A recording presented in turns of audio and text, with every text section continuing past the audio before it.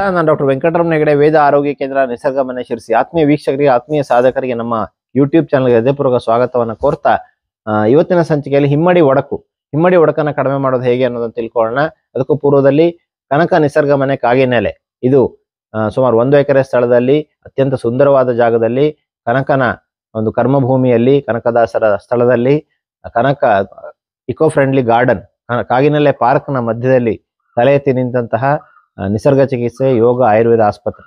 ಈ ಒಂದು ಆಸ್ಪತ್ರೆಯಲ್ಲಿ ನಿಮಗೆ ಕಡಿಮೆ ಆಗಲಾರದಂತಹ ಆಟೋ ಇಮ್ಯೂನ್ ಕಾಯಿಲೆಗಳು, ಅಲ್ಸರೇಟಿವ್ ಕೊಲೈಟಿಸ್ ಇರ್ಬೋದು, ಕ್ರೋನ್ಸ್ ಡಿಸೀಸ್ ಇರ್ಬೋದು, IBS ಇರ್ಬೋದು, ಈ ಒಂದು ಹಶಿಮೋಟೋ ಥೈರಾಯ್ಡೈಟಿಸ್, ಕಡಿಮೆ ಆಗಲಾರಂಥ ಕಂಟ್ರೋಲಿಗೆ ಬರದೇ ಇರುವಂಥ ಥೈರಾಯ್ಡ್ ಪ್ರಾಬ್ಲಮ್ ಇರ್ಬೋದು, ಚರ್ಮದ ಸಮಸ್ಯೆಗಳಿರ್ಬೋದು, ಅರ್ಟಿಕೇರಿಯಾ, ತುರಿಕೆ ಇರ್ಬೋದು, ಸೋರಿಯಾಸಿಸ್ ಇರ್ಬೋದು, ಈ ರೀತಿಯ ಆಟೋ ಇಮ್ಯೂನ್ ತೊಂದರೆಗಳಿಗೆ ಖಂಡಿತವಾದ ಪರಿಹಾರವನ್ನು ನೀಡ್ತಾ ಇದ್ದೇವೆ.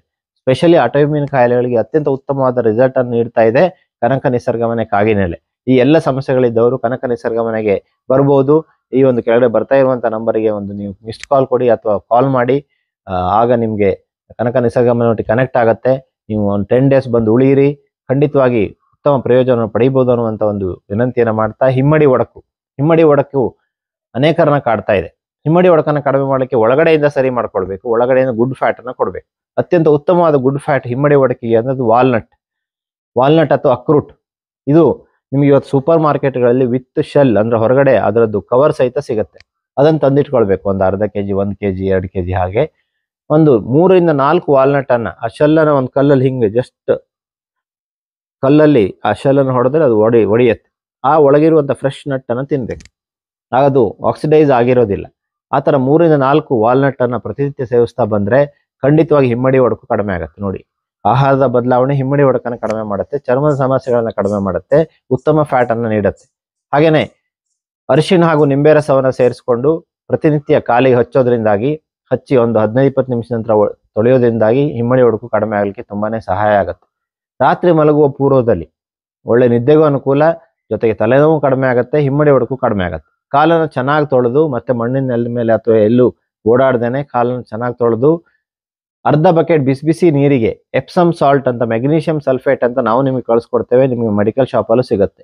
ಒಂದು 2 ಚಮಚ ಆ ನೀರಲ್ಲಿ ಆ ಪುಡಿಯನ್ನು ಹಾಕಿ 2 ಕಾಲುಗಳನ್ನು ಅದ್ದಿಟ್ಕೋಬೇಕು. ಒಂದು 20 ನಿಮಿಷಗಳ ಕಾಲ ಆ ಥರ ಅದ್ದಿಟ್ಕೋಬೇಕು.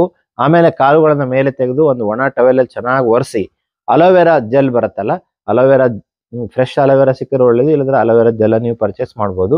ಆ ಅಲೋವೆರಾ ಜೆಲ್ ಅನ್ನ ಕಾಲಿಗೆ ಹಚ್ಚಿ ಮಲಗೋದ್ರಿಂದಾಗಿ ನಿಮಗೆ ಹಿಮ್ಮಡಿ ಒಡಕು ಕಡಿಮೆ ಆಗೋದು ಗೊತ್ತಾಗತ್ತೆ. ಹಣ್ಣುಗಳು ಕನಿಷ್ಠ 1 ಬೌಲ್ ಹಣ್ಣು ಪ್ರತಿನಿತ್ಯ ನಮ್ಮ ಆಹಾರದಲ್ಲಿ ಇರಲೇಬೇಕು. ವಿವಿಧ ರೀತಿಯ ಹಣ್ಣುಗಳು, ಯಾವುದೇ ಹಣ್ಣಾಗೂ ಇರ್ಬೋದು. ಹಣ್ಣುಗಳನ್ನ ಜಾಸ್ತಿ ತಿನ್ನೋದ್ರಿಂದಾಗಿ ಆಂಟಿ ಆಕ್ಸಿಡೆಂಟ್ ಜಾಸ್ತಿ ಸಿಗುತ್ತೆ, ಹಿಮ್ಮಡಿ ಒಡಕು ಕಡಿಮೆ ಆಗುತ್ತೆ.